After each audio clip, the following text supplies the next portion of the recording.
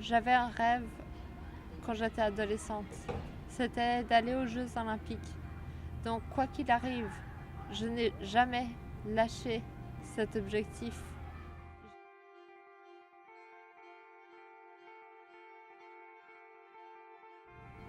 Je venais d'avoir 17 ans quand l'accident est arrivé. C'était en Allemagne, lors d'un stage d'entraînement quand j'étais en équipe nationale avec les juniors de dressage. Et mon cheval s'est cabré, s'est renversé sur moi. Donc j'étais donnée pour morte sur le sol de manège et directement héliportée à l'hôpital. Le diagnostic était sévère, traumatisme crânien. Et ensuite, après avoir été opérée deux fois, je suis restée un mois dans le coma. Puis je me suis pas réveillée d'un jour à l'autre. C'est pas comme tous les matins quand le réveil sonne et qu'on saute de son lit.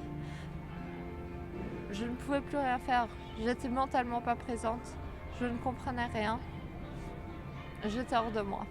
Et en plus, physiquement, je pouvais rien faire. Plus parler, plus marcher, plus manger.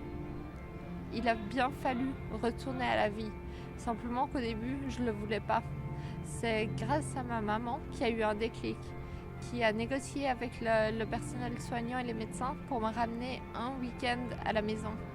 Lors de ce week-end, le fait d'être avec ma famille, mes amis et mon cheval, ça m'a ouvert des nouvelles portes. J'avais retrouvé la conscience, mais l'envie de me bagarrer surtout, d'affronter ce combat au quotidien. Même si ça pouvait parfois paraître décevant, comme quand l'ergothérapeute m'a donné un cahier d'écriture où c'était marqué dessus des 5 ans, j'aurais pu être déprimée. Simplement que pour moi, ça voulait déjà dire que j'avais grandi de 5 années. Il a fallu grandir de toutes ces années jusqu'à mes 16-17 ans, en l'espace de quelques mois seulement. L'athlétisme est mon nouveau défi en compétition depuis cette année. Je m'entraîne à Lausanne dans un groupe de garçons qui courent en élite. Et j'avais un rêve quand j'étais adolescente. C'était d'aller aux Jeux Olympiques. Donc quoi qu'il arrive, je n'ai jamais lâché cet objectif. J'ai toujours continué, j'ai œuvré pour pouvoir un jour espérer réussir, espérer y aller.